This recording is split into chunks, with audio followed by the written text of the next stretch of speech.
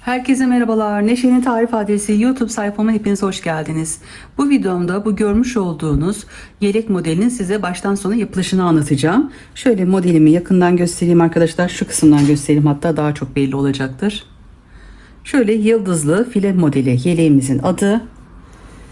Ben şöyle boyunu uzun tuttum. Boyu size kalmış. Ne kadar isterseniz o kadar yapabilirsiniz. Şöyle size önce ölçülerini vereyim. Benim yapmış olduğum bedende yapacaksanız boyun olarak aynısını yapacaksınız arkadaşlar. Şöyle kol altından etek ucuna kadar 62 santim geliyor. Omuzdan şöyle kol altına kadarki ölçüm 20 santim arkadaşlar. Evet, omuz bu şekilde 13 santim olarak geliyor. Eninin ölçüsünü de vereyim. Önler bu şekilde kapalı. 51 santim olarak geliyor arkadaşlar. Bu yelek modelimizi ütüleniyor. Aynı ölçülerde yapabilirsiniz. 42 beden için hafif bir ütü daha yapıp büyütebilirsiniz bu modelimizi. Evet, en son üzerine nemli ütü bezi koyuyoruz. Ilık bir şekilde yeleğimizi ütülüyoruz. Yeleği biraz daha büyütmek istiyorsanız hafif bir buhar vererek yeleğinizi büyütebilirsiniz arkadaşlar. Ama dikkatli yapın. Ütümüzü her zaman dikkatli bir şekilde yapıyoruz. Ben şu şekilde sonra buraya diktim arkadaşlar. Şöyle bir aparatım vardı. Bu şekilde açılıyor. Şuradan bu şekilde takıp bir kalp şekli oluyor arkadaşlar. Bunu da bu kısma bu şekilde diktim. Evet, yeleğimin en boy ölçüsü bu şekilde arkadaşlar. Evet. Birebir aynısını yapmak isterseniz kol altı kesimi, yaka kesimi, omuz birleştirmesi ve kenarlarının nasıl yapıldığını hepsini anlattım videomda. Şöyle kullanmış olduğum ipten bahsedeyim. Şöyle kalınlığını, dokusunu size göstereyim arkadaşlar. Orta kalınlıkta bir ipim var. Bunu kullandım. Toplamda 3,5-4 yumak diyelim. 4 yumak yeterli olacaktır. Bu bedende bu ölçüde yapmak isterseniz. İpin numarasını ve marka bilgilerini hepsini videomun altındaki açıklama kısmında paylaşacağım arkadaşlar. 4 numara 2,50 milimetrelik bir tığ kullandım. Bu yapmış olduğum yelek modelleri Neşe'nin tarif adresi YouTube sayfamın en başında oynatma listesi diye bir bölüm var. O kısma koyacağım arkadaşlar. Bazen bölüm bölüm paylaşıyorum. Birinci bölümü buldum, ikinci bölüm bulamadım diye soruyorsunuz. Hepsi oynatma listesinde arkadaşlar. Tüm yelek modellerim o kısmına ulaşabilirsiniz. Sayfama ücretsiz bir şekilde abone olabilirsiniz. Bildirim zili var. Onu tümü olarak işaretlerseniz bu yapmış olduğum paylaşımlarda telefonunuza bildirim gelecektir. Siz de o şekilde haberdar olabilirsiniz. Güzel yorum ve beğenilerinizle sayfama destek olursanız beni mutlu etmiş olursunuz. Şimdiden hepinize çok teşekkür ediyorum ve yeleğimin yapılışına geçiyorum. Size modelimi şema üzerinden de anlatacağım arkadaşlar. Ama öncelikle zincirlerimizi çekeceğiz ve trabzanımızı yapacağız. Toplam burada 10 tane aralıklardan oluşuyor. Yani modelimiz 62, 72, 82 şeklinde, yani 10'ar şeklinde bedenimizi ayarlayarak arttırıyoruz arkadaşlar. Şimdi toplam benim yapmış olduğum yeleğimin ölçüsünde toplam 72 tane zincire, trabzana ihtiyacım var. Şöyle dönüşlü de olacak arkadaşlar. Biz zincirlerimizi fazla çekelim. Toplam 78 tane zincirimizi çekelim. Evet, Bismillahirrahmanirrahim diyerek şöyle şunu da kenara alayım. Önce bir alt kısmını yapalım. Önce tığımı, ipimi sabitledim. 1, 2, 3, 4, 5, 6, 7, 8, 9, 10. Evet, bu şekilde arkadaşlar. Ne çok sıkı ne çok gevşek. Bu ayarda zincirlerimizi çekelim. Evet, şöyle fazla fazla zincirlerimizi çektik arkadaşlar. Toplam 78 tane burada zincirim var. Burada tığın başını bir kere doluyorum. Buradan sayıyorum. 1, 2, 3, 4. Dördüncü zincir arasını şöyle arka kısmından batıyorum. Dördüncü zincir arasına battım.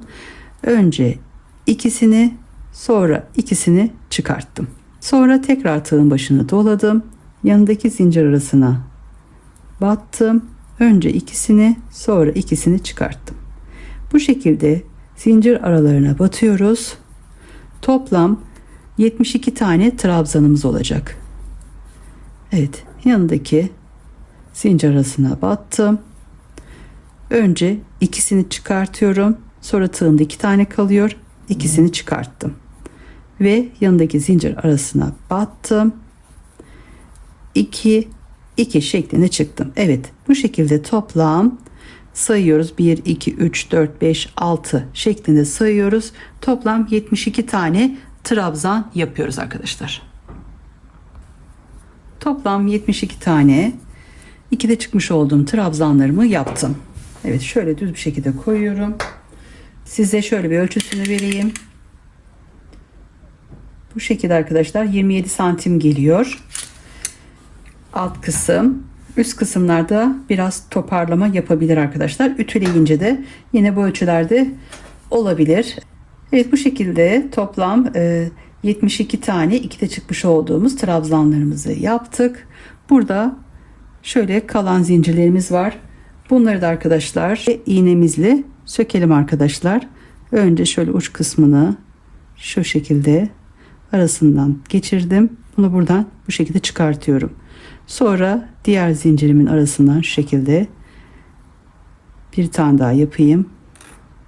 Evet, bu şekilde çıkarttım. En son artık kalın ipimi buradan bu şekilde çektim arkadaşlar. Sonra bunu iğneme takıyorum.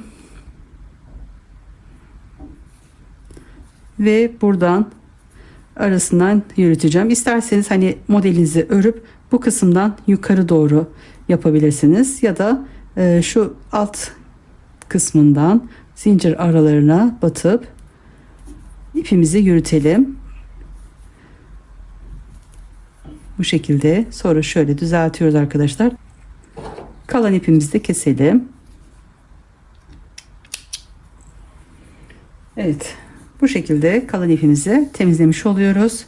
Şimdi şemamıza göre modelimizi kuracağız arkadaşlar. Buradan bakın 1, 2, 3, 4, 5, 6, 7. Toplam 7 tane zincir çekilmiş. Toplam 7 tane zincir çekerek modelimize başlıyoruz. 1, 2, 3, 4, 5, 6, 7. 7 zincirimi çektim. Evet. Döndüm. Burada şu iki çizgi arkadaşlar 2 defa dolamamızı söylüyor. 2 defa doladım. Dibine şu batmış olduğum bakın şu kısım dibine batıyorum. Önce ikisini, sonra ikisini, sonra kalan ikisini çıkarttım. Bu kısmı yaptık arkadaşlar. Şimdi 1 2 3 zincir çekiyorum. Alttan da sayıyorum. 1 2 3 4 5. 5. zincir arasına batacağım. 3 zincirimi çektim. Yanındaki zincirden başlıyorum saymaya. 1 2 3 4 5. 5. zincir arasına battım. Buradan buraya sık iğne olarak yaptım arkadaşlar. Şöyle kenarda dursun. Evet. Bu kısmı yaptık. Şimdi 3 zincir çekiyorum. 1 2 3. 3 zincirimi çektim. Şöyle bir V yapacağız arkadaşlar. Buradan da sayacağız. 1 2 3 4 5. 5. zincir arasına tığın başını 2 sefer doluyoruz. 1 2 3 4 5. 5. zincir arasına battım. Önce ikisini, sonra ikisini, sonra ikisini çıktım. Evet, bu şekilde. Şimdi 5 tane zincir çekiyoruz. 1 2 3 4 5. 5 zincirimi çekiyorum. 1 2 3 4 5. Tığın başını 2 sefer doladım. Aynı yere dibine batıyorum. Önce ikisini, sonra ikisini, sonra ikisini çıkarttım. Buradaki V'mizi yaptık arkadaşlar. Şimdi 3 zincir çekiyoruz. Alttan da 5. zincir arasına batıyoruz. 1 2 3. 3 zincirimi çektim. 1 2 3 4 5. 5. zincir arasına battım. Sık iğnemi yaptım. Evet. Bu şekilde arkadaşlar yaptık. Şimdi burada uygulamış olduğum işlemi tekrar yapacağım. Bu kısımda 3 zincirimi çekeceğim. Bu V'lerden yapacağız arkadaşlar. Buradayım şimdi. 3 zincirimi çekiyorum. 1 2 3. Tığın başını 2 sefer doladım. Buradan sayıyorum. 1 2 3 4 5. 5. zincir arasına battım. Önce ikisini, sonra ikisini, sonra ikisini çıkarttım. Çok sıkmadan yapalım bu kısmı. Sonra 1 2 3 4 5. 5 zincirimi buradayız. 5 zincirimi çektim. Tığın başını 2 sefer doladım ve aynı araya battım. Yani bu kısım.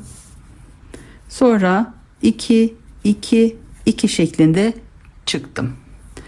1 2 3 zincirimi çektim. Burada uygulamış olduğum işlemi yapıyorum. Evet, bu şekilde ilerleyeceğiz arkadaşlar. 1 2 3 4 5. Alttan 5. 5. araya batıyoruz.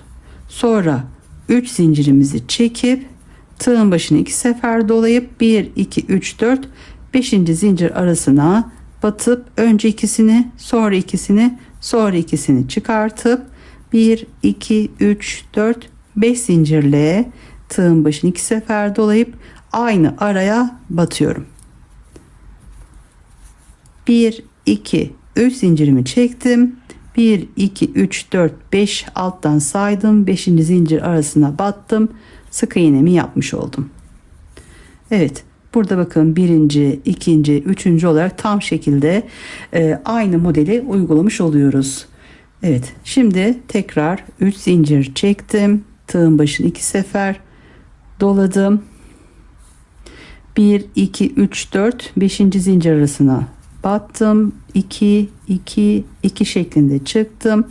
1 2 3 4 5 zincir, tığın başını 2 sefer dolayıp aynı zincir arasına battım. Önce ikisini, sonra ikisini, sonra ikisini çıktıktan sonra 3 zincirimi çektim. Yani yukarılarda, aralarda 3 zincir çekiyoruz bu kısımlarda. Bu V'leri yaparken üstte 5 zincir çekiyoruz arkadaşlar bu kısımda. Evet, şimdi 1 2 3 4 5. zincir arasına battım. Devam ediyorum. 1 2 3 zincir, tığın başını 2 sefer doladım. 1 2 3 4 5. zincir arasına battım. Önce ikisini, sonra ikisini, sonra ikisini çıktım. 1 2 3 4 5 zincir, 2 doluyoruz. Aynı araya battım. 2 2 2 şeklinde çıktım.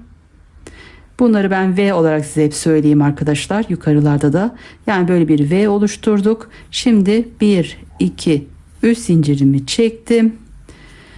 Burada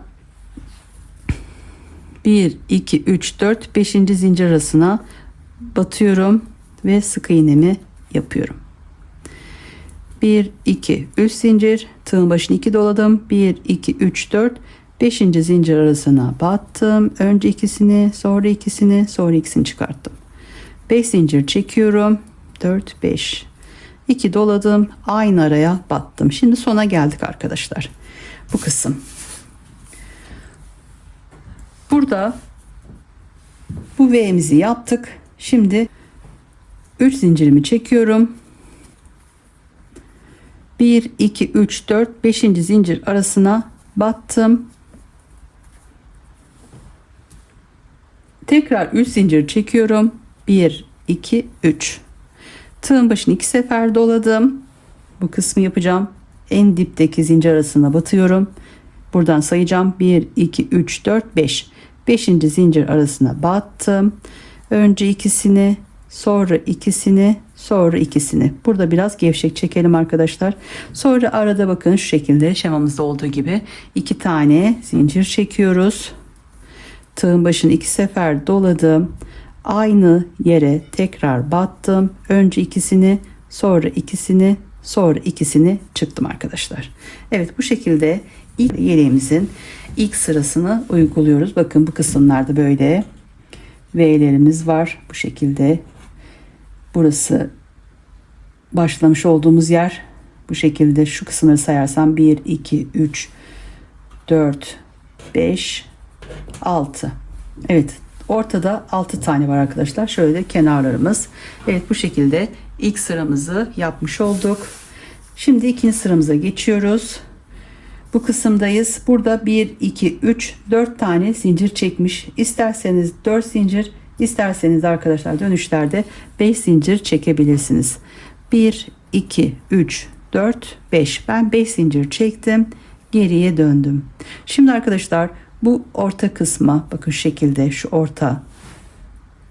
orta kısma batacağız. Tığın başını burada 2 sefer dolamış, 2 sefer doluyoruz. Şimdi buradaki şurada bir boşluğumuz oluyor arkadaşlar. Bu boşluğu da doldurmuş olacağız. Yani böyle tekrar buradaki gibi bir V yapacağız arkadaşlar. Evet, şimdi buradan bu şekilde geliyorum. Bu orta kısma battım. Önce ikisini, sonra ikisini, sonra ikisini ördüm. 1, 2, 3, 4, 5 zincirimi çektim. 2 doladım. Aynı araya tekrar batıyoruz. Önce ikisini, sonra ikisini, sonra ikisini çıkarttım. 1, 2, 3 zincirle buradaki üçgenimin, bakın şu kısım, 1, 2, 3 zincirle buradaki üçgenimin ortasına, boşluğuna battım arkadaşlar, bu kısma. Evet, buraya bir sık iğne yapmış olduk. Evet, şimdi bakın burada da bir V'miz olmuş oldu. Buradaki boşlukları arkadaşlar şöyle göstereyim. Burada bu işlemi yaparak dolduracağız. Evet. Yani sürekli yapılan işlem aynı. Sadece burada boş olanı yukarı kısımda doldurmuş oluyoruz arkadaşlar. Evet. Şöyle biraz örelim. Ördükçe daha çok anlaşılacaktır. Kolay bir örnek. 1, 2, 3 zincir çektim. Tığın başını 2 sefer doladım. Yine buradan böyle aşağı doğru geliyorum. Bu sık iğne diyelim bu kısım. Yani sık iğne yapıyoruz çünkü. Sık iğne yapmış olduğum yere batıyorum. Buradan 2, 2, 2 şeklinde çıktım. 1, 2, 3, 4, 5 zincir. Tığın başını 2 sefer doluyorum. Aynı zincir arasına tekrar batıyorum. Aynı aşağılarda aynı demiş olduğum yere batmış oluyoruz arkadaşlar. Evet. Bu kısımları yani oluşturmuş oluyoruz. Evet, bu şekilde bakın ikinci V'mizi de yapmış olduk. Şu birinci, bu ikinci. Şimdi bu tarafa doğru gidiyoruz. Sonra bakın yaptıktan sonra 3 zincirle alttaki üçgenimizin orta kısmına, yani buraya batacağız arkadaşlar. Şimdi V'mizi yaptıktan sonra 3 zincir çekiyoruz. Buradaki sıradaki orta boşluğa battım. 3 zincir çektim. Tığın başını 2 sefer doladım. Yine buradan aşağı doğru sık iğnemizin olduğu yere geldik. Arasına battım. 2, 2, 2 şeklinde çıktım. 1, 2, 3, 4, 5 zincir. Tığın başını 2 sefer doladım. Aynı yere tekrar battım. Önce ikisini, sonra ikisini, sonra ikisini çıkartıp 3 zincir çektim. Evet, buradaki sıralamalar hep aynı olacak. Bu şekilde sıra sonuna kadar gidelim arkadaşlar. İşlemleri uygulayıp sıra sonuna geldik. Arada 5 zincir çekip 2 doluyoruz. Ortadaki yine sık iğnemizin olduğu yere battım. Önce 2, sonra 2, sonra ikisini çıkarttım. Evet, bu şekilde bakın. Şimdi bu kısımda yapmış olduğumuz yeri anlatıyorum. Sona geldik. En son 1, 2, 3 zincir çekiyoruz. Burada şöyle tığın şöyle arasına, şuradaki boşluğumuzun şöyle orta arasına şöyle batalım. En uçtaki noktanın arasından geçirelim, zincirimizin arasından. Bunu buradan bu şekilde çıkartıp ikisini bir çıkartıyoruz arkadaşlar.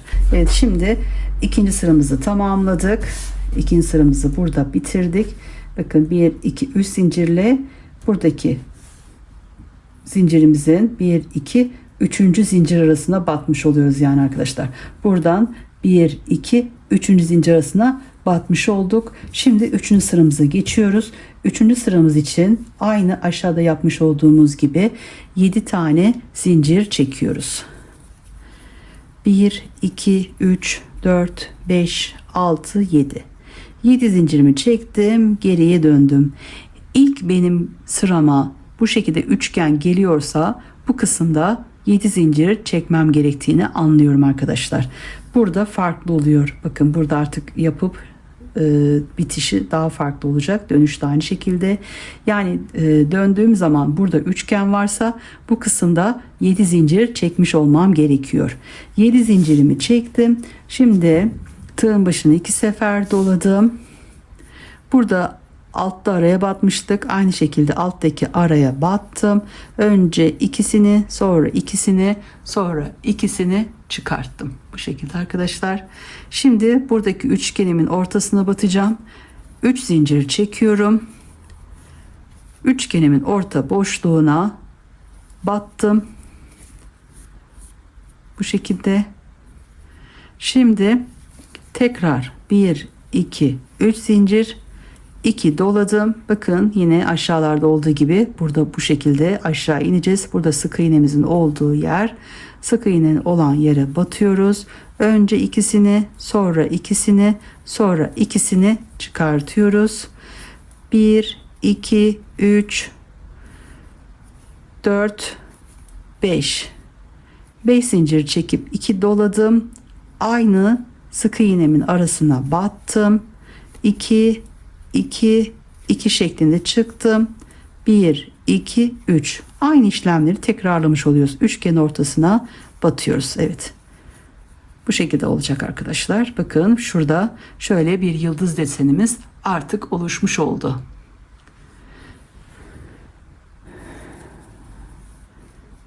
Sırayla üçgenin ortasına batıyoruz. Sonra 3 zincirle bu kısma 2 dolayıp batıp buradaki üçgenimizi yapıyoruz arkadaşlar. 1, 2, 3 zincir. Tığın başını 2 doladım. Buradan alttaki zincir arasına geldim. Önce ikisini, sonra ikisini, sonra ikisini çıkarttım. 5 zincir çekiyorum. 2 doladım. Aynı araya tekrar battım. Önce ikisini, sonra ikisini, sonra ikisini çıkarttım. Ve 3 zincirimi çektim. Şimdi ortadaki boşluğa geldim. Orta boşluğa battım. Evet. Bu şekilde bakın ikinci yıldızımızı da yapmış oluyoruz.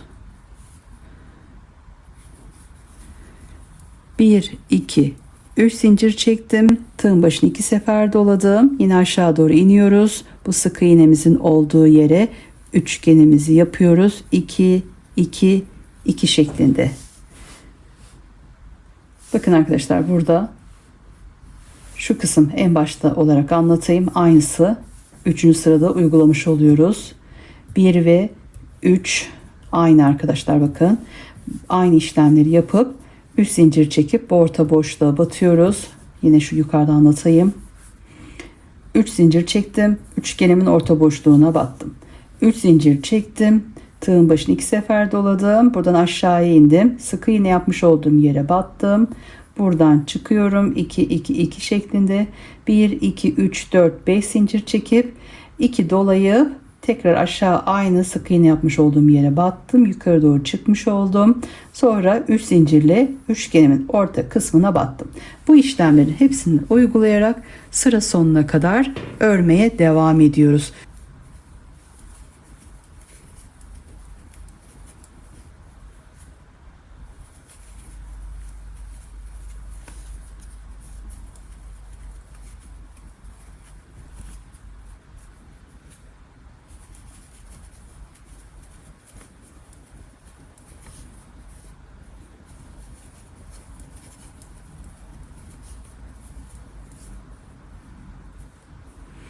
Evet, en sona geldim arkadaşlar.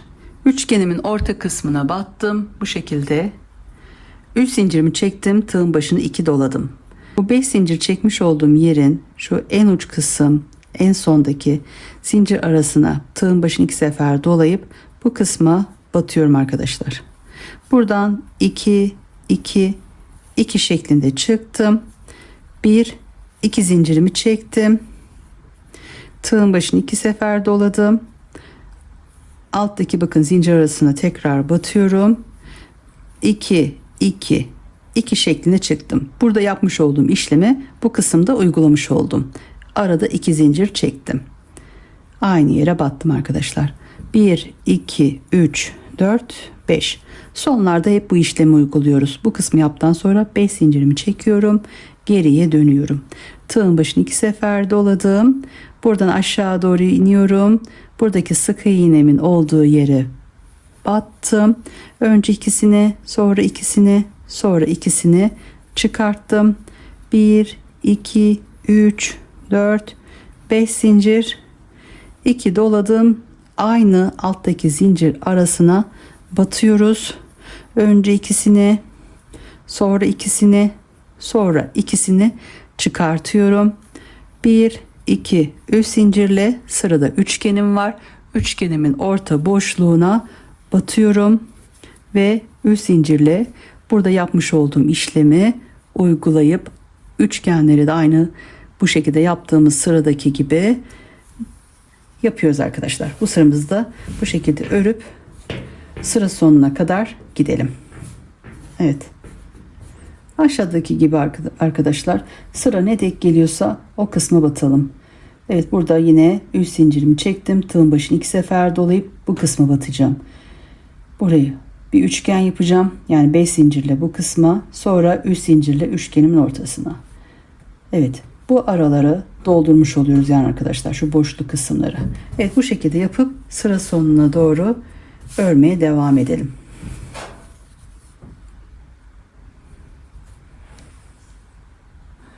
Evet, böylelikle sıra sonuna geldik arkadaşlar. Sıra sonunda da yine sık iğnemin arasına battım ve buraya üçgenimi yaptım arkadaşlar. 2 2 çıkıp 5 zincirimi çektim, aynı yere battım. Evet, şimdi bu kısımdayız. Burada arkadaşlar toplam 3 zincir çekiyoruz. Bu şekilde ayarlayabilirsiniz ya da buradan sayarsanız 1 2 3. zincir arası. 3. zincir arasına battım. Buraya bir sık iğne yapmış oldum. Evet. Bakın, dönüşte üçgenimiz olacak. Bu üçgenimiz olduğu zaman bu kısmımıza, yani başlangıç olan yerdeyiz. Buraya 7 zincir çekeceğimizi anlıyoruz arkadaşlar. 1 2 3 4 5 6 7. Yani başladığımız noktaya geri geldik. 7 zincirimi çektim, geriye döndüm. Tığın başını 2 sefer doladım, dibine battım, sık iğnenin olduğu yere. Sonra 2 2 2 şeklinde çıktım. 1 2 3 zincirle üçgenimin orta kısmına battım. 1 2 3 zincir, tığın başını doladım. Buradan bu boşluğumuzu şimdi bir üçgen yapacağız. Sık iğnemin olduğu yere aşağı doğru, bakın şöyle aşağı doğru iniyoruz. Sık iğnenin olduğu yere battım. Önce ikisini, sonra ikisini, sonra ikisini çıkarttım. 1 2 3 4 5 zincirimi çektim. Tığın başını 2 sefer doladım. Aynı sık iğne yapmış olduğum yere tekrar batıp önce ikisini, sonra ikisini, sonra ikisini çıkarttım ve 1 2 3 zincirle sıradaki üçgenimin orta boşluğuna battım. 1 2 3 zincirimi çektim. Sonra buradan bu şekilde aşağı inip burada yapmış olduğum üçgenimi yapacağım ve bu şekilde bu sıramızı da tamamlayacağız arkadaşlar. Evet, anlaşıldığını düşünüyorum ve modelimi bu şekilde, anlatımını burada bu kısmı bitireceğim arkadaşlar. Sıra sonuna geldiğimiz zaman da bakın bu kısma batacağız. Sonra 3 zincirimizi çekip burada yapmış olduğumuz gibi tığın başını 2 sefer dolayıp bu kısma batıyoruz arkadaşlar. Anlamadığınız yer olduğu zaman şemanızda hemen şöyle son kısma doğru gelin. Bu son kısımda bakın üçgenimiz var burada. Burayı ortaya batıyoruz. Sonra 1 2 3 zincirle tığın başını 2 sefer dolayıp alttaki bu köşeye batıp buradan 2 2 çıkıyoruz. 2 zincir çekip tekrar aynı yere batıp buradan 2 2 şeklinde yukarı doğru çıkıp 1 2 3 4 biz 5 çekiyoruz. 5 zincirle geri dönüp sonra buradan tığın başını 2 sefer dolayıp bu kısma batıp üçgenimizi yapıyoruz arkadaşlar. Evet. Buradan ekran kaydı alabilirsiniz. Telefonunuzda bu şema bulunsun arkadaşlar. Ya da yazıcınız varsa yazıcınızdan çıkartabilirsiniz. Evet. Yine şu son kısmı yine göstermek istiyorum. Şöyle ben sıra sonuna kadar gideyim. Bu kısmı da tekrar göstereyim. Sıra sonuna geldim arkadaşlar. Üst zincirimi çektim. Üçgenin orta boşluğuna battım. Sıra olarak arkadaşlar bakın 1 2 3. sıra yapacağız. 1 2 3. Bu kısmı yapacağız arkadaşlar. Şimdi burada üçgenimizin ortasına battık. Şimdi 3 zincir çekeceğim ve 2 dolayıp bu kısma batacağım. Evet, bu işlemi yapalım. Üçgenimizin ortasına battıktan sonra 1 2 3 zincir, tığın başını 2 sefer doladım. Buradaki bir ikincinin şuradaki en uçtaki zincir arasına battım. Önce 2 2 2 şeklinde çok sıkmadan buradan çıktım. 1 2 zincirimi çektim. Tığın başını tekrar 2 sefer doladım. Ve aynı yere bu alt kısma tekrar batıyorum. Önce ikisini, sonra ikisini, sonra ikisini çıkartıp 1 2 3 4 5 zincirimi çektim ve geriye dönüp buraya üçgenim yapacağım arkadaşlar. Evet. Yani şu an bakın 1 2 3. sıradayız. 1 2 3. 3. sıramızı burada yapmış oluyoruz. 3. sıramızı şimdi buradan 5 zincirimizi çekip buradaki üçgenimizi yapacağız. Evet, bu kısımdan da 1 2 3. 3. sıramızı tamamlamış olduk arkadaşlar. Şöyle göstereyim. Evet, bu şekilde modelimizi artık yukarı doğru örmeye devam ediyoruz. Şimdi bu şekilde şöyle bir ölçüsünü vereyim. Bu gitgide tabii ki ölçüler değişebilir ama en son zaten ütülenen bir model olacak arkadaşlar. Evet, bu şekilde şu an 27 ama yukarı çıktıkça biraz toparlanabilir. Evet, şimdi yukarı doğru örmeye devam ediyorum. Evet, şöyle ördüm arkadaşlar yeleğimi.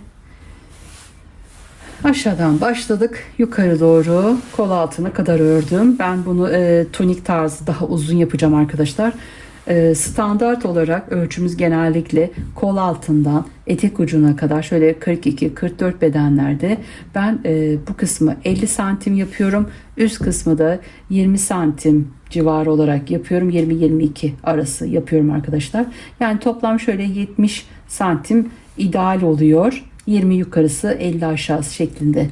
Şu anki şöyle ölçümü vereyim. Benim el ayarıma göre, ipimin kalınlığına göre şu an arkadaşlar 59 santim olarak bu kısım. Buradan da şöyle size sayımı vereceğim. Bu kısımları sayıyoruz arkadaşlar. 1, 2, 3, 4, 5, 6, 7 şeklinde sayalım. 8, 9, 10, 11, 12, 13, 14, 15, 16, 17, 18, 19, 20, 21, 22, 23, 24, 25, 26, 27, 28, 29. 29. sırama geldim. 29. sıramda bu kısımdan da geldim arkadaşlar. Dönüşümü yaptım. Normalde buraya arkadaşlar 7 zincirimizi çekiyoruz ve geriye dönüp bu kısmı aynı şekilde batıp 3 zincirle buraya batıyorduk. Şimdi bu işlemi yapmayacağız arkadaşlar. En sonda bir zincir çekiyoruz. Bir zincirimi çektim. Artık yaka kesimine burada başlıyorum. Geriye döndüm. Ortadaki boşluğa önce batıyorum. Bu orta kısma battım.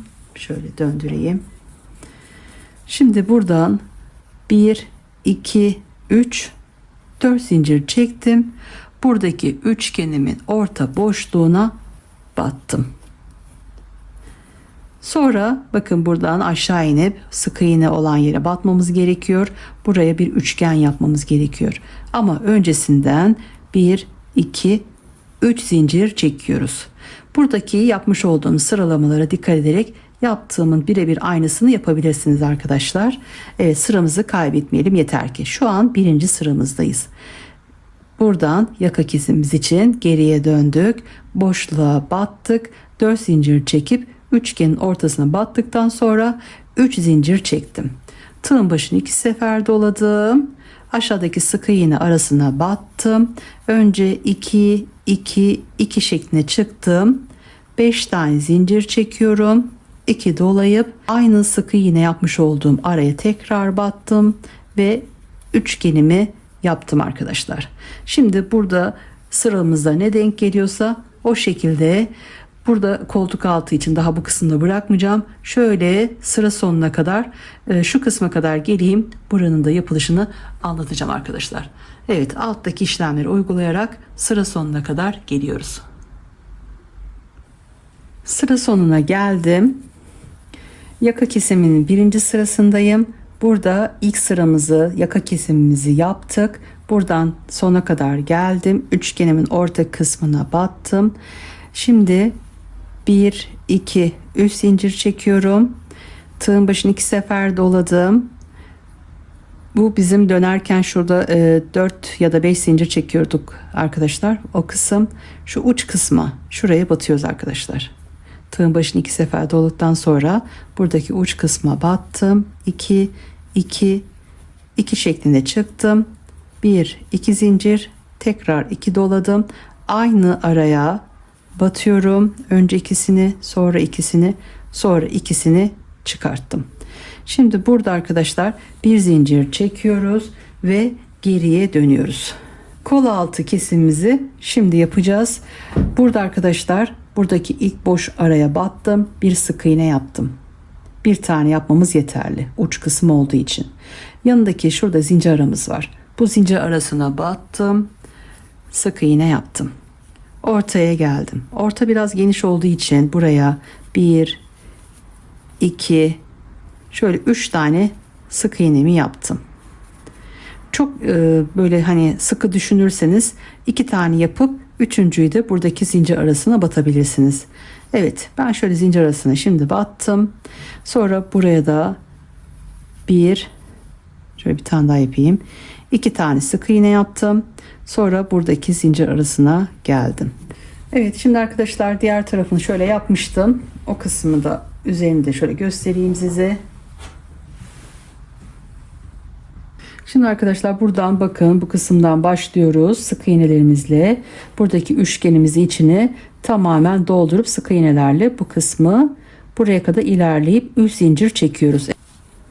Evet, şimdi bu işlemi uyguluyorum. Sık iğnelerimi yaptım. Üçgenin olduğu yere geldim. Üçgenin orta kısmına 1 2 3 4 tane sık iğne yaptım. Sonra buradaki zincir arasına battım ve sık iğnemi yaptım. Şu an bakın 1 2 3 4 tane araya bu şekilde sık iğnelerle doldurmuş olduk. Kol altı kısmı. Şimdi bu kısımda artık bırakıyoruz. 1 2 3 zincir çekiyoruz. Tığın başını 2 sefer doladım. Üçgenim burada. Bu kısımdan buraya iniyorum. Burada sık iğnemin olduğu yere batıp buraya üçgen yapıyorum. 2 2 2 şeklinde çıktım. 1 2 3 4 5 zincirimi çektim. Tığın başını 2 sefer doladım. Aynı yere tekrar battım. 2 2 2 şeklinde çıktım. Aynı bu kısımlarda uygulamış olduğumuz işlemleri yapıyoruz. Üçgenimizin orta kısmına batıyorum. 1 2 3 zincir, tığın başını 2 sefer doladım. Buradan aşağı doğru iniyorum. Buradaki sık iğnenin arasına battım. Evet, sonra 1 2 3 4 5 zincir, tığın başını 2 sefer dolayıp, evet, bu şekilde arkadaşlar aynı işlemleri uygulayalım. Sıra sonuna kadar gidelim. Üçgenin olduğu yere battım. 3 zincirimi çektim. Buradan tığın başını 2 sefer doluyorum. 4 zincirle bir alt sırada üçgenimizin ortasına batmıştık. Bu kısma batacağız arkadaşlar. Buraya batıyorum. Önce ikisini, sonra ikisini, sonra ikisini çıkarttım. Sonra 1 2 zincirimi çektim. Tığın başını 2 sefer doladım. Buradaki aynı araya, zincir arasına tekrar battım. 2 2 2 çıktım. Evet, bu şekilde. İsterseniz hani şuraya 1 yapalım arkadaşlar. 1 yapmıştım. 1 zincir çektim. 2 doladım. Buradaki alttaki sık iğne arasına battım. 2 2 2 şeklinde çıktım. Böyle daha iyi oldu.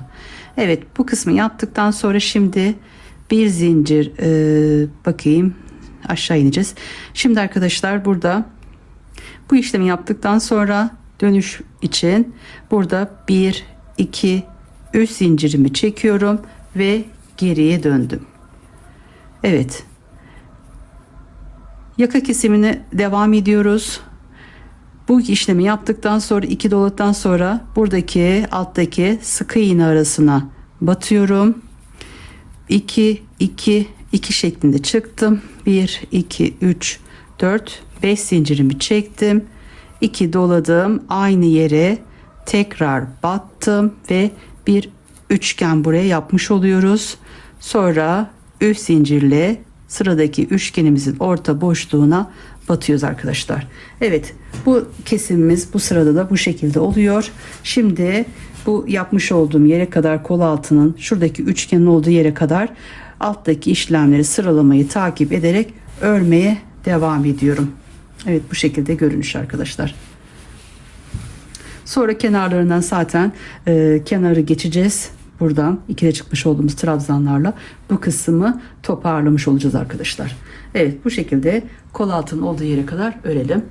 Şimdi kol altı olan yere geldik. Burada üst zincir çekmiş olduğum ve yanına üçgen yapmış olduğum yer. Şimdi bu kısımda üst zincirimi çektikten sonra buradaki üçgenimin orta boşluğuna batıyorum. Evet, kol altı bu şekilde arkadaşlar. Şimdi buradan artık yukarı çıkacağız. Kol altı kesimimiz bu kadar arkadaşlar. Buradan artık düz devam edeceğiz. 2 3 4 5 6 7 zincir çekiyorum. Burada bakın sıramda üçgen olduğu için burada 7 zincir çekip geriye döndüm. Tığın başını 2 sefer doladım. Buradaki sık iğne arasına batıyorum. 2 2 2 şeklinde çıktım. 1 2 3 zincir çektim. Orta üçgenin orta boşluğuna battım. 3 zincirle şimdi buradan aşağı doğru inip evet, sıramızda yapmış olduğumuz işlemleri yapıyoruz ve yaka kesimine doğru bu kısma kadar tekrar buradaki işlemleri uygulayıp devam ediyoruz. Yaka kesiminin olduğu yere geldim. Bakın arkadaşlar, burada da 1 2 3 4 5'li olarak şöyle bir yıldız bu şekilde oldu. Tam kenarda. Sonra 2 tane burası oldu. Yani 3 zincir çekmiştik. Bu kısmı yapmıştık. Şimdi bu kısmın tam orta boşluğuna burada 3 zincir çektikten sonra batıyorum. Bu şekilde arkadaşlar. Şimdi burada yapmış olduğumuz işlemin tekrarını bu kısımlarda da uygulayacağız. Buradan saydığım zaman şu ilk batmış olduğum şuradaki boşluğu sayarsam 1 2 3 4. Şimdi dönüşümü yapacağım burada. Bir zincir çekiyorum ve geriye dönüyorum. Burada yapmış olduğum gibi önce ilk orta boşluğa battım. Sık iğnemi yaptım. 1 2 3 4 zincirimi çektim. Buradaki orta boşluğa, üçgen orta boşluğuna battım. 1 2 3 zincirimi çektim. Şimdi aşağıya doğru inip üçgenimi yapacağım. Buradaki sık iğne arasına battım. 2 2 2 şeklinde çıktım. 1 2 3 4 5 zincir, 2 doladım. Aynı sık iğne arasına battım. Sonra 1 2 3 zincirle üçgenimin orta boşluğuna battım ve 3 zincirimi çektim. Tekrar üçgen yapacağım. Evet. Bu sıramızda burada yapmış olduğumuz gibi yaptık arkadaşlar. Şimdi bu şekilde buraya doğru gidiyoruz ve burada artık yukarı doğru düz devam edeceğiz. Burada sayımız tamamlanana kadar kesimimize devam edeceğiz. Şimdi şöyle sıra sonuna kadar, kol altına kadar gidelim. Aynı bu kısımlarda olduğu gibi, aşağılarda yapmış olduğumuz gibi işlemimizi yapacağız arkadaşlar. 3 zincirimi çektim. Bu kısma en sona şöyle ya ortaya şöyle batıyorduk. Buradaki zincir aramızı belirleyip batıyorduk. Ya da şuradan 1 2 3. arayı belirleyip 3. araya batıyoruz ve bu ikisini buradan çıkarttım.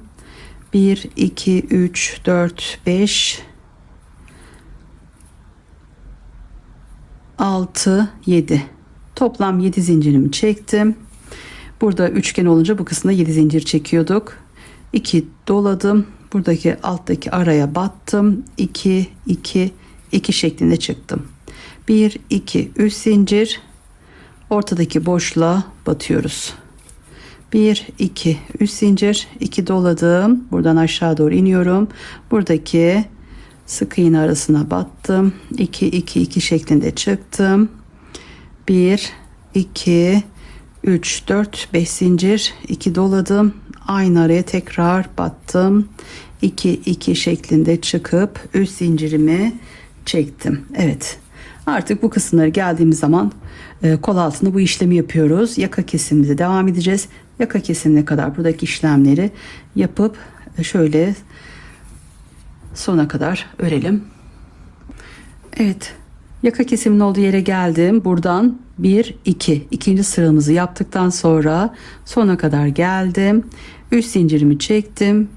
Burada bir alt sırada şu kısımda yapmış olduğumuz işlemi yapmıştık. 4 zincirle üçgenimizin ortasına batmıştık. Şimdi 3 zincir çektikten sonra buraya 2 sefer doladım. Bu iki sırada yapmış olduğumuz işlemleri yine burada yapıyoruz arkadaşlar. Buradaki zincir arasına battım. Yani üçgenimizin içine 4 zincir çekip batmıştık. O kısma battım. 2 2 2 şeklinde çıktım. Arada bir zincir çekmiştim. 2 doladım. Aynı araya tekrar battım. Evet, bu şekilde burada kesimimi yaptım. 1 2 3 zincirle geriye dönüyorum. İkinci sıramızın 3. sıramız için buraya döndük arkadaşlar. Tığın başını 2 sefer doladım. Buraya sık iğne olan araya batıp üçgenimi yapıyorum.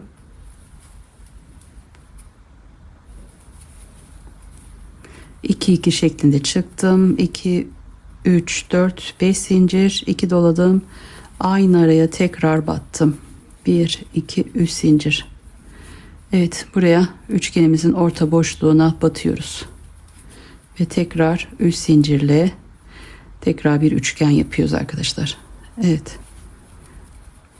Şimdi bu şekilde buraya kadar öreceğim. Buradan geri gelip tekrar yaka kesimini anlatacağım. Yine yapmış olduğum işlemi söyleyeyim arkadaşlar. Sona geldim. Burada üçgenimi yaptım. Üst zincirimi çektim.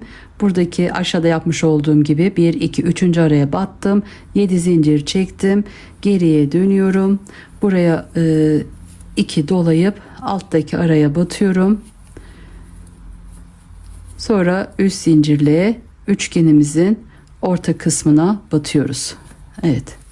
Şimdi 1 2 3 kol altından saydığım zaman 3. sıradayız arkadaşlar. 3. sıramda şöyle yakaya kadar örmeye devam ediyorum. Sona kadar geldim arkadaşlar. Bakın buradan 1 2 3. sıradayım kol altından. Buradan bu şekilde geldim. Üst zincirimi çektim. Bu kısım bu şekilde. En son buradaki üçgenimin ortasına üst zincir çekip batıyorum. Ve burada artık bitiriyoruz arkadaşlar. Düz yukarı doğru devam edeceğiz.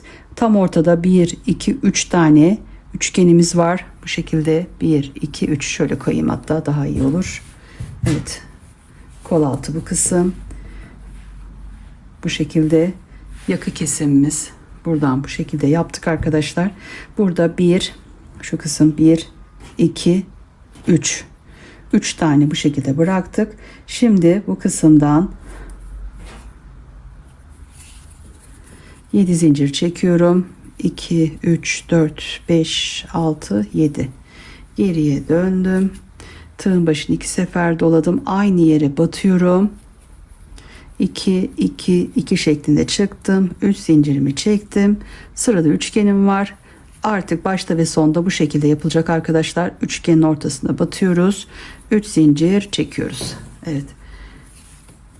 Sonra 2 doladım. Aşağı doğru iniyorum. Sık iğnemin arasına battım.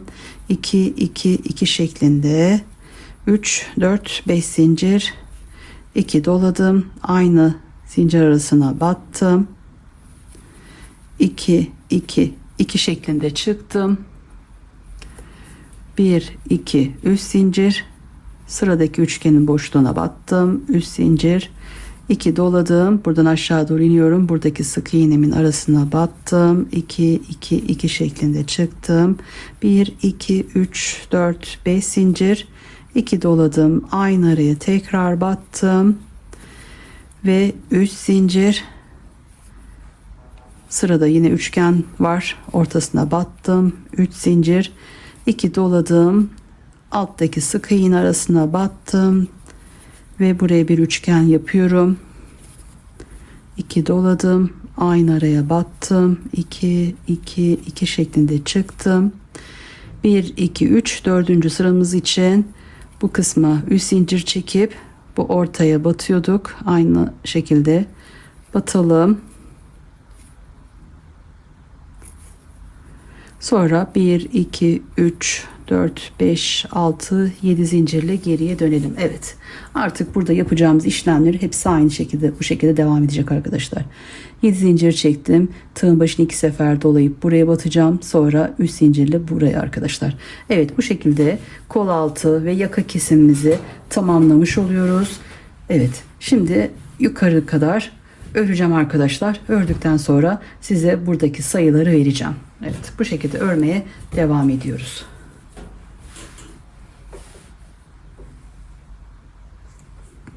Başlangıcımız ve son kısım aynı şekilde arkadaşlar. Buradan buraya batacağım. Sonra bakın üçgen denk geliyor. 3 zincirle başta ve sonda aynı şekilde olacak arkadaşlar. Yukarı doğru örmeye devam ediyoruz. Kalmış olduğum yerden arkadaşlar yukarı kadar devam ettim. Size şu kısımdan sayı vereyim. Bu dönüş yapıp ilk başlamış olduğumuz aradan başlıyorum saymaya. 1 2 3 4 5 6 7 8 9 10. Toplam 10 sıra yapıyoruz ve dönüş kısmını da yapıp bitirdim arkadaşlar. Bu kısımda ipimi de şöyle dikmek için bu kadar ayırıp kestim. Evet, aynı bu kısımda yapmış olduğumuz ölçülerden birebir aynısından bir tane daha örüyoruz. Bu da örgümüzün diğer tarafı olacak arkadaşlar. Bu kısmı tamamladık. Bu şekilde yeleğimizi ön kısımlarını yapıyoruz arkadaşlar. Kol altı kesimi ve yaka kesimimizi tamamladık. Size şöyle olmazsa ölçülerini de vereyim. Bu alt kısımdan omuza kadar elden ele bu ölçüler değişir arkadaşlar. 22 santim olarak bu kısmı yapmanız yeterli olacaktır. Sonra kenarından ikide çıkmış olduğumuz trabzanlar yapacağız. İsterseniz hani bir sıra ya da iki sırada lastik uygulaması da yapılabilir. Evet, bu şekilde kol altımızı ayarladık.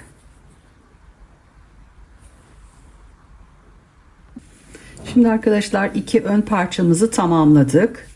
Biri bir taraf, biri diğer taraf oluyor. Bu şekilde böyle çevireceğiz. Yani yapmış olduğumuz parçadan bir tane daha örüyoruz. Şimdi arkayı yaparken bunların ikisini birleştiriyoruz. Yani bu taraf 72 olarak yaptık. Bu iki olanlar kenardaki bırakmış olduğumuz yerler. Bu kısımda aynı şekilde 72 olarak yaptık. Arkayı yaparken arkadaşlar şöyle 72 72, yani bu ikileri çıkartırsak 70 70 140. Sonra 2 de kenarları için bırakıyoruz ve tam bu şekilde arkayı yapıyoruz arkadaşlar.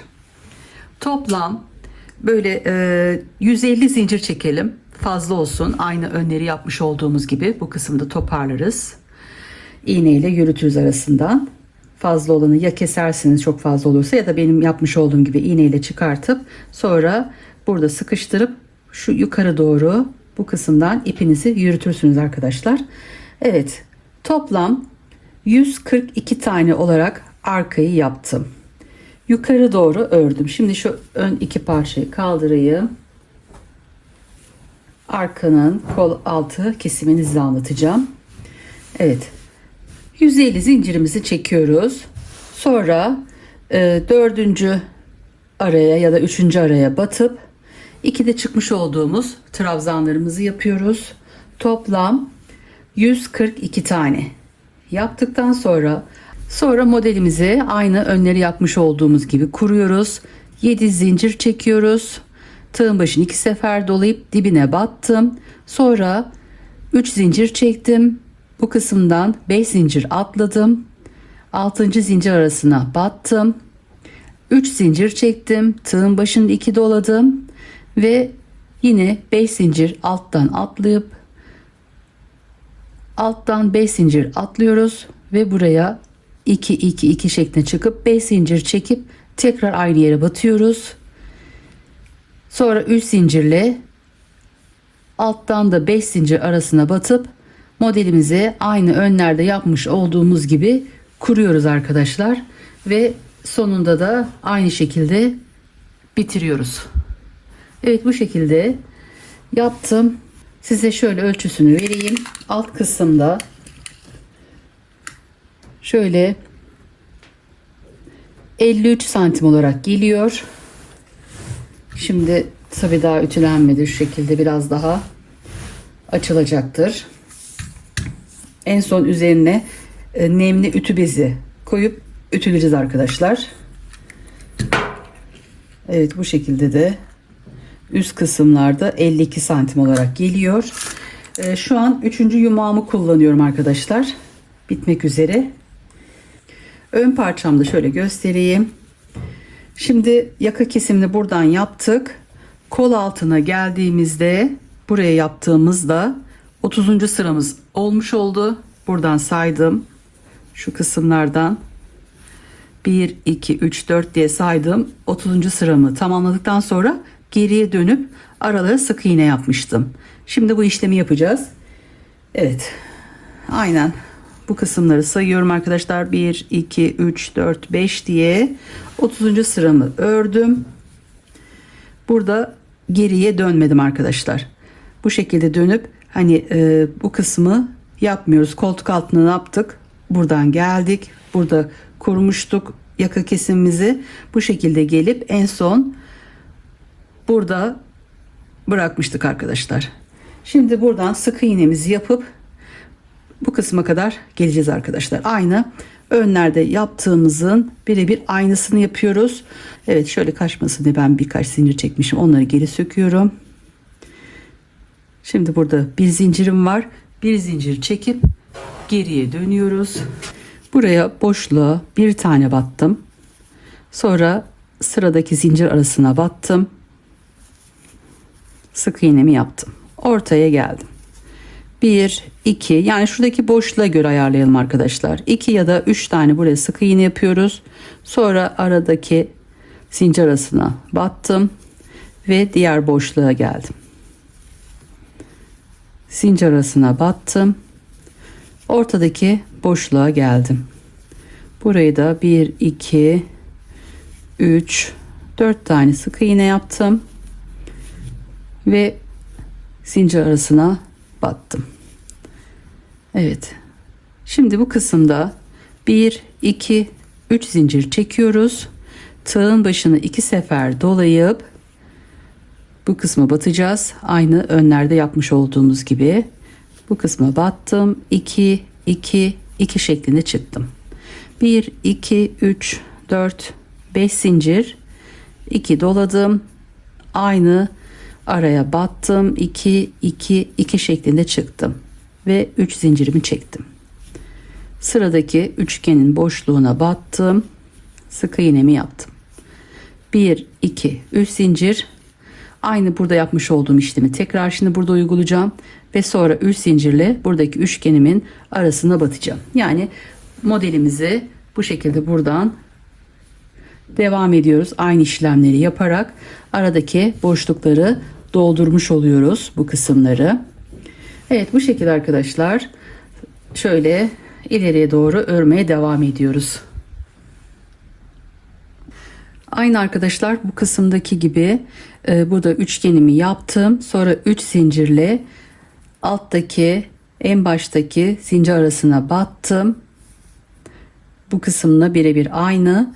Bundan sonrasını buradan arkadaşlar araya sık iğne yapıyoruz. 1 2 3 4 tane iç kısmına yaptım. Sonra zincir arasına battım. Sıradaki boşluğun içine de aynı şekilde sık iğne yapıyorum ve zincir arasına, orta boşluğa aynı şekilde sık iğnemizi yapalım. Orta boşluğa, bu kısımda sadece bir tane yapıyoruz. Sonra yanındaki zincir arasına batıp buradan çıktım ve bir zincirimi çektim. Evet, bu şekilde yapabilirsiniz. Sonra arkadaşlar, hani buralar böyle kalın, hani bir olsun diye bu işlemi yaptım. Yoksa bu kısımdan da şuradan dönüşümüz yapabilirdik. Bu şekilde sıra sonuna geldim. Şimdi isterseniz buradan ipi koparabilirsiniz ya da buradan arka kısımdan, şu kısmı birazcık gevşek bırakıp zincir aralarından şöyle kaydırma yöntemiyle ilerleyebilirsiniz arkadaşlar. Bu şekilde çok fazla gergin olmasın. Şöyle zincirin bir telinden alıp buradan kaydırma yöntemi olarak bu ismi söylüyoruz. İlerletiyoruz arkadaşlar. İpi koparmak istemiyorsanız bu şekilde yapabilirsiniz. Arkadaki tek teli alıp arasından geçiriyoruz. Buradan bu şekilde.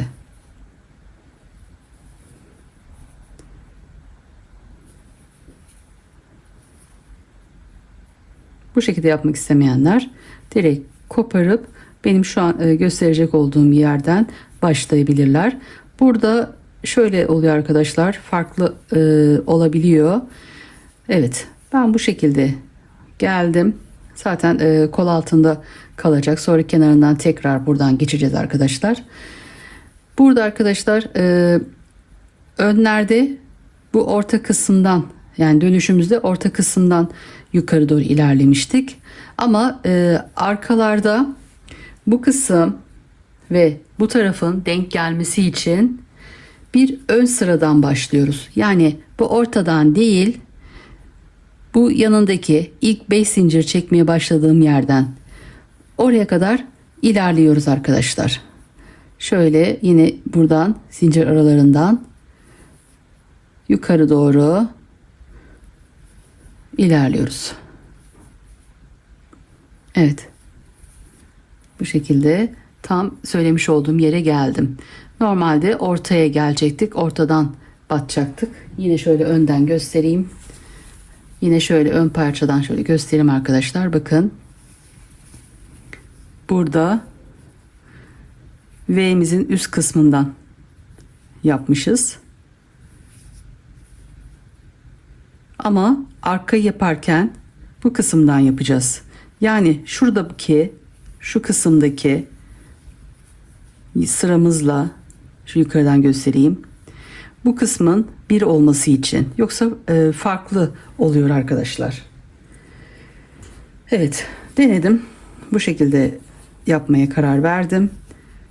Burada şimdi 1, 2, 3, 4, 5, 6 zincir çekiyorum.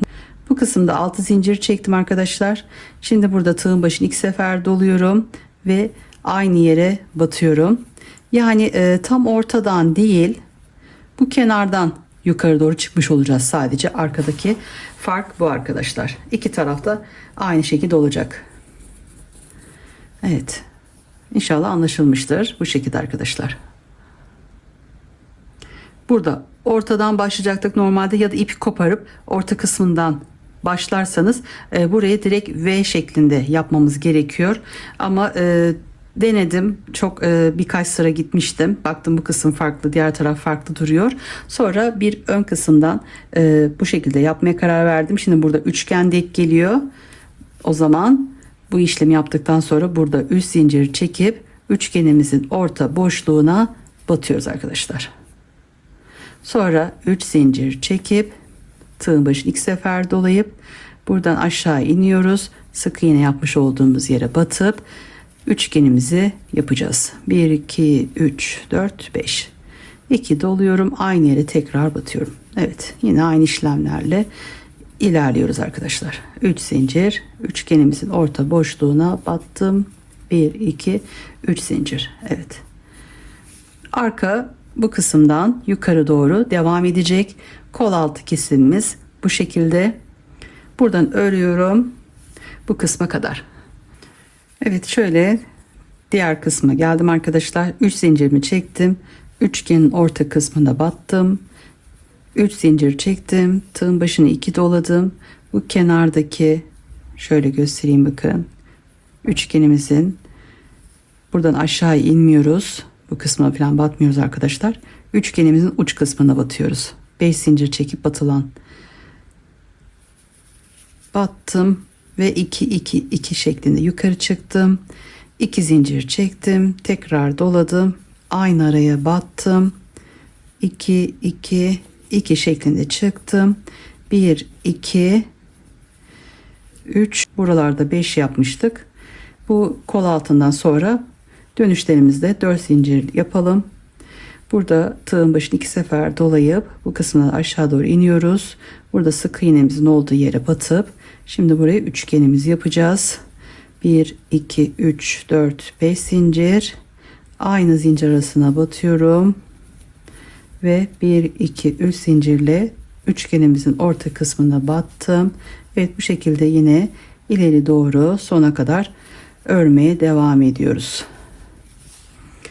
Evet, artık burada yerimiz de belli arkadaşlar.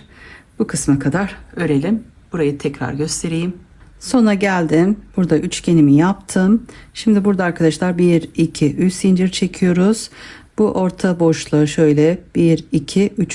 zincir arasına batıp bu kısımdan 1 2 3. zincir arasına battım. Burada bir sık iğne yaptım. 1 2 3 4 5 6 7 zincir çekiyorum. Burada üçgen var. Evet, şimdi böyle döndüm. 7 zincir çekip tığın başını 2 sefer doladım. Dibine battım. Üçgen olduğu zaman 1 2 3 zincir çekip üçgenimizin ortasına batıyoruz. Sonra tekrar modelimizi aynı aşağılarda yapmış olduğumuz sıralamaları takip ederek dolduruyoruz. Yani burası dolu, bu kısımlar boş. Boş olan yerleri de doldurmuş oluyoruz arkadaşlar. Evet, sık iğne arasına battım. Sonra 3 zincirli üçgenimin ortasına battım ve şu an yine aynı işlemleri uygulayarak sıra sonuna kadar gidiyoruz. Sona kadar geldim arkadaşlar. Üçgenin içine 3 zincir çekip battım. Aynı bu kısımda yapmış olduğumuz gibi. Sonra 3 zincir çekiyorum. Tığın başını 2 sefer doladım. Buradan köşeye batıyoruz. 2 2 2 şeklinde çıktım. 2 zincir çektim. 2 doladım. Aynı yere tekrar battım. Evet, şimdi burada 1 2 3 şöyle 4 zincir çekelim. Geriye dönüyoruz. Tığın başını 2 dolayıp burada üçgenimizi yapacağız arkadaşlar. 1 2 3 4 5 zincir, 2 dolayıp evet araya battım. 1 2 3 zincir, üçgenimin orta kısmına battım.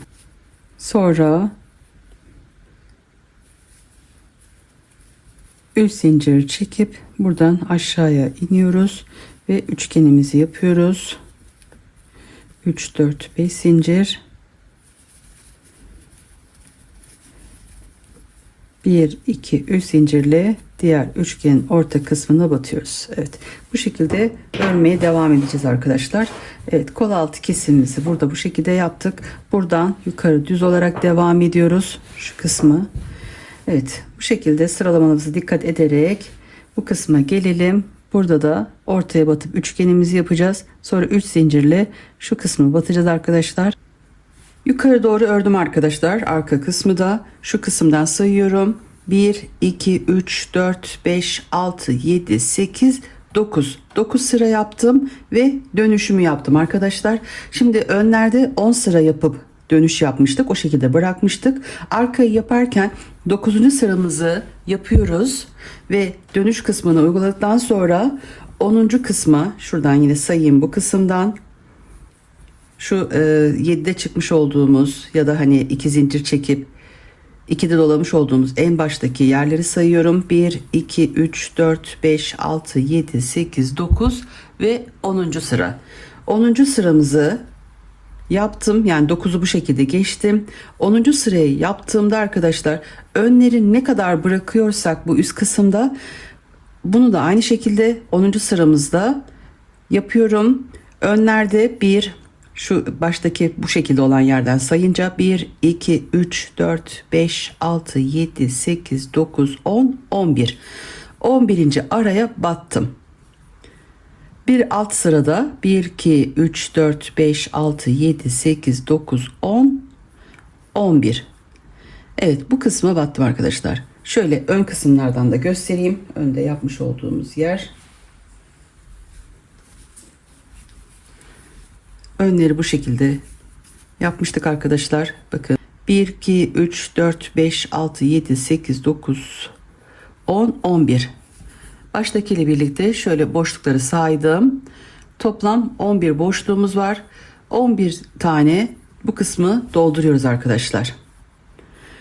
İleri gitmiyoruz. Yani 10. sıramızı bu kısımda bırakıyoruz. Ense bir sıra aşağıda olmuş olacak. Ense kısmını bir sıra aşağıda bıraktıktan sonra buraya devam edeceğiz. Ama şimdi buradan 10. sıramızı yapıp dönüşümüzü yapıyoruz.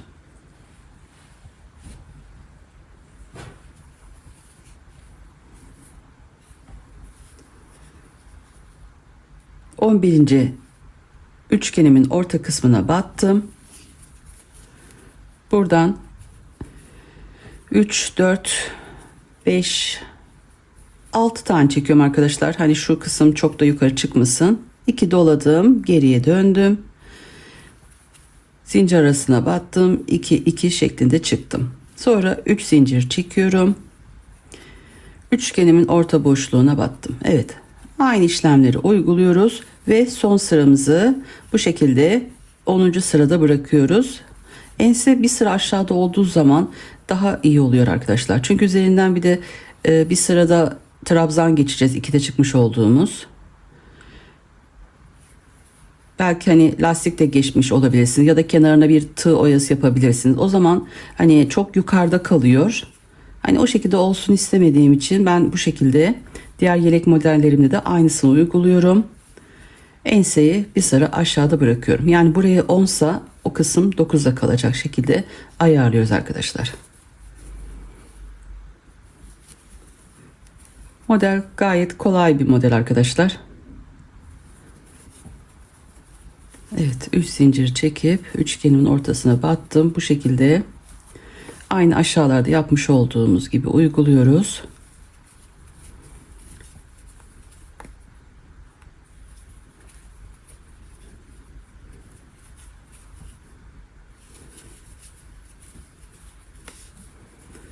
En son 3 zincirimi çektim. Bu şekilde yerimi ayarlıyorum ya da buradan sayıyorduk. 3. zincir arasında ama kenarda olduğumuz için biraz içten batsanız daha iyi olur arkadaşlar. Evet, burada bir zincir çekiyorum. Bu şekilde 10. sıramızı tamamladık. Dönüşümüzü yaptık. Evet, bir zincirimi çektim. Artık makasla kesiyorum. Sonra bu ipimi arasından yürüteceğim. Bu kısmı ayarladık. Şimdi diğer taraf için arkadaşlar buradan başlayıp bu kısma doğru gidebilirsiniz. Ama iki yönlü olduğu için ben yine bu baş kısımdan başlayacağım örmeye.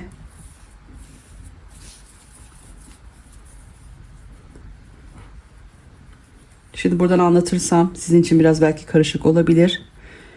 Bu en başta bakın 3 zincir çekip bu kısma dönmüşüz. Şu en uçtaki zincir arasına battım. 1, 2, 3, 4, 5, 6 zincir çekiyorum. Batmış olduğum yeri de bir zincir olarak kabul ettim. Aynı zincir arasına battım. 2, 2, 2 şeklinde çıktım. 3 zincir çektim. Sıradaki üçgenimin orta kısmına battım. 1, 2, 3 zincir, 2 doladım. Alt kısmına batıp buraya üçgenimi yapacağım. Bu şekilde arkadaşlar burada toplam 11 tane şu baştaki ile birlikte sayacağım, 11 tane olacak. Şöyle şu kısma kadar yapayım arkadaşlar. Sonra size nereye kadar yapmış olduğumu söyleyeyim. Evet, üçgenin ortasına kadar battım arkadaşlar. Bakın şuradaki boşlukları sayıyoruz. 1, 2, 3, 4, 5, 6, 7, 8, 9, 10, 11. Evet, 11. sıraya üçgenin iç kısmına battım. Diğer kısımda aynı sayılarda yapıyoruz. Şimdi burada dönüşümüz yapacağız. 3, 4, 5 zincir çektim. Geriye döndüm. Zincir arasına battım. 2, 2, 2 şeklinde çıktım. 3 zincirimi çektim. Evet, bu şekilde yine sıra sonuna kadar gidiyoruz. Alttaki işlemleri yaparak. Omuzları bu şekilde tamamlıyoruz arkadaşlar. Sonra üzerine nemli ütü bezi koyup ön arka parçaları ütülüyoruz. Ütümüz ılık olsun. Çok sıcak yapmayalım. Ama giydiğiniz zaman hani yeleğim küçük geldi diye düşünüyorsanız o zaman biraz da buhar verebilirsiniz. O zaman modeliniz açılacaktır. Ama aynı yere çok buhar verdiğiniz zaman da çok açıldığı zaman onu düzeltme imkanımız yok. Bunu hatırlatayım. Hani emeklerimiz boşa gitmesin. Ütümüzü de ayarlı bir şekilde yapalım arkadaşlar. Ütü çünkü hani önemli, ayrıntılı. Ön iki parçayı üst üste getirip omuz, kol altı yerlerini ayarlayıp üzerine ılık ütü yapabilirsiniz. Nemli ütü bezi uygulayarak. Ben genellikle yeleklerimde ütü yapıyorum arkadaşlar. Çok fazla aşağı doğru ya da bir yöne doğru bu şekilde uzatmadan yapmamız gerekiyor ütümüzü. Evet, şu yerimizi ayarlayıp en sonda araya da battım. Evet, bu şekilde arkadaşlar diğer omuz kısmını da bitirmiş olduk. Buradan saydığımız zaman 1, 2, 3, 4, 5, 6, 7, 8, 9, 10. 10. sıramızı yaptık. Dönüşümüzü yaptık. Evet, önlerde iplerimi ayırdığım için arkada şöyle az bırakıp iğneyle bunları yürüteceğim. İplerimi temizleyeyim. Sonra omuz birleştirmeleriyle yeleğimizin artık eklemesini yapalım arkadaşlar. Evet, ense kısmı bu şekilde aşağıda kaldı. Omuz kısımları da bu şekilde yapıp bitirdik arkadaşlar.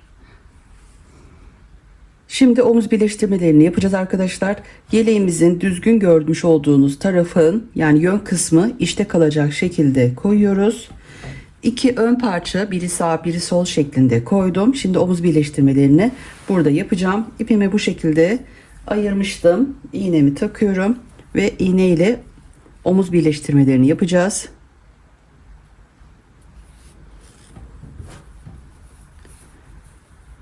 Evet, buradaki aşağıda arkada yapmıştık, yerimizi ayarlamıştık arkadaşlar. O kısma kadar eklememizi yapacağız. Öndeki sayılarımızda 1. Buradan iğnemizi diğer köşe kısmına battım. Burada yine şöyle zincir aralarına batıyoruz. Tek zincir arasına batıyoruz arkadaşlar. Çift değil, tek olarak hani çok kalın olmasın diye böyle tek zincir arasına batıp sıramızı takip edip şuradaki özellikle köşeler ön ve arka kısımda aynı yere denk gelecek şekilde eklememizi yapalım. Evet, zincirimizin tek arasına batıyoruz. Evet, yönünüze göre ayarlayın arkadaşlar ve bu şekilde birleştirmeleri yapalım. Aynı şekilde kenarlarını da iğne ile yapacağız. Evet, söylemiş olduğum gibi bu köşelere batalım. Birebir aynı sırada olsun. En sona kadar eklememizi yapalım. Evet, ön kısımdan da bu şekilde görünüyor arkadaşlar. Şöyle sıramı tamamlayayım, bitmiş halini size göstereyim. Evet, en sona geldim arkadaşlar. Sonra şöyle aralara batıp iğnemizi buradan ipimizi bu şekilde yürütelim. Bu şekilde. Evet, şimdi bunu kesiyorum. Evet, şimdi şöyle makasla kesiyoruz. Evet. Evet, omuzlar bu şekilde arkadaşlar oldu. Aynı şekilde diğer tarafı da yapalım. Ters kısımdan böyle. Yön kısmı da bu şekilde. Evet, diğer tarafı da aynı şekilde iğnemizi takıp eklememizi yapalım. Aynı şekilde kenarlarını da yapıyoruz. Ben şöyle bir tarafını yaptım arkadaşlar. İğne ile ters kısımdan eklememi yaptım. Yön kısımdan bu şekilde görünüyor. Arka kısımdan da buradan köşeden başlıyoruz arkadaşlar. Dikkat etmemiz gereken yer, burada köşeye battıysak diğer batmış olduğumuz yerlerde ara ara attırıp yine aynı buradaki sıralamalarımız kaymasın. Şu kısımlar hani saymıştık 1 2 3 4 diye saymış olduğumuz yerler kaymasın diye böyle ara ara battığımız zaman aynı ön ve arka aynı yere gelecek şekilde kontrollerimizi yapıp aynı şekilde omuzları yapmış olduğum gibi buralardan da dikişimizi yapalım arkadaşlar. Evet. Aynı uygulamayı yaparak eklememizi yapıyoruz. Ben alt kısmında yırtmaç bırakmadım. Bu şekilde düz olarak devam ettim. İsterseniz hani yırtmaçta bırakabilirsiniz. Ne kadar isterseniz. Ben bu şekilde aşağıya kadar eklememi yaptım arkadaşlar. Şu en son kısımda da hani böyle biraz aşağıda gibi kalır oldu. Ben de bu kısma biraz daha gevşek bir şekilde bir zincir yapmış gibi arkadaşlar eklememi yaptım. Omuz birleştirmesini yaptım. Şimdi diğer tarafı da yapacağım arkadaşlar. Aynı şekilde iğnemizi takıyoruz ve bu kısımdan şöyle yerimiz belli zaten. Buraya kadar bu kısmı da bu tarafı yapmış olduğumuz gibi omuz birleştirmesini yapalım. Evet, diğer kısmı da aynı şekilde yaptım arkadaşlar. Şöyle en son burada araya batıyorum ve şöyle ipimin arasından geçirdim. Bu şekilde sıkıştırıyorum ve ipimi aradan yürütüyorum. Ondan sonra kesiyorum. Evet. Bu şekilde omuz birleştirmelerini de tamamladık.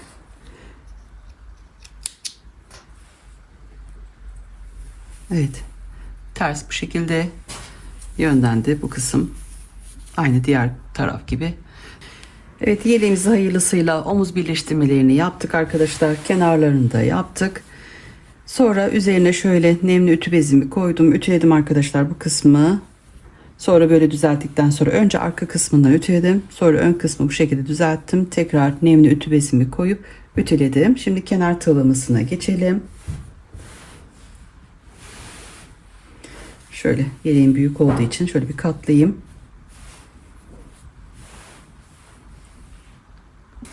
Kenarı için arkadaşlar yine bu altta yapmış olduğumuz gibi ikide çıkmış olduğumuz trabzanlar yapacağız.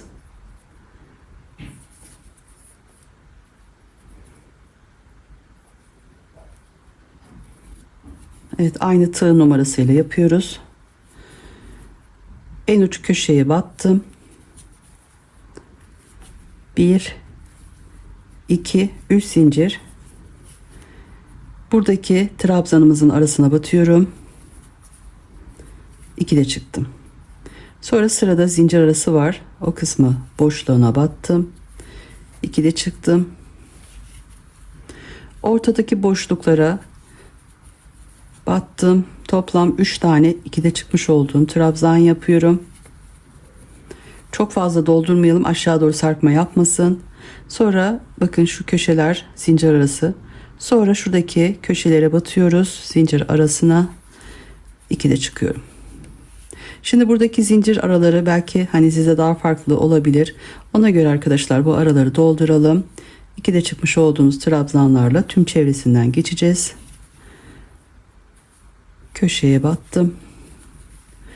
Yani şu yapmış olduğumuz yerin başlamış olduğumuz yere böyle 7 zincir çekip dibe batıyorduk. Yani o kısımları da mutlaka batalım. Sonra orta kısımlara dolduruyoruz. Zincir arasına batıyoruz. Evet. Bu şekilde arkadaşlar. Sonra şöyle düzeltelim. Tüm çevresinden bu şekilde 2'de çıkmış olduğumuz trabzanlarla geçiyoruz. Yaka çevresinden ense, diğer tarafı da yapıp başlamış olduğumuz noktaya geliyoruz arkadaşlar. Bu kısma kadar örelim. Evet, yeleğimizin çevresini bu şekilde geçelim. Aynı şekilde kol çevresinden de geçelim. Videomun başında Yeleğimin ölçülerini vermiştim. Biraz daha büyük olmasını isterseniz üzerine yine nemli ütü bezimizi koyalım ve hafif bir buhar vererek yapalım arkadaşlar. O zaman modelimiz biraz daha açılacaktır ama bunu dikkatli yapalım çünkü ütü önemli. Çok buhar verdiğiniz zaman bu kısımda çok açılma olursa onu düzeltme imkanımız yok arkadaşlar. Evet, yeleğimi bu şekilde tamamladım. Şöyle küçük bir aparat vardı. Onu da buraya taktım arkadaşlar. Bu şekilde şu kısımdan diktim. Bu şekilde takılıyor. Evet, isterseniz farklı iple de yapabilirsiniz. Farklı aparatlarda kullanabilirsiniz. Evet, bu şekilde videonun sonuna gelmiş bulunmaktayım. Sizler de benimle birlikte ördüyseniz yorumlar kısmında belirtirseniz ben de haberdar olmuş olurum. Güzel beğeni ve yorumlarınızı bekliyorum arkadaşlar. Evet, videolarımın devamı için ve daha çok kişiye ulaşabilmem için güzel yorum ve beğenilerinizle ya da bir kalp ve çiçek bırakarak desteklerinizi bekliyorum. Şimdiden hepinize çok teşekkür ediyorum. Başka videolarda görüşmek üzere. Kendinize ve sevdiklerinize iyi bakın. Allah'a emanet olun. Hoşça kalın.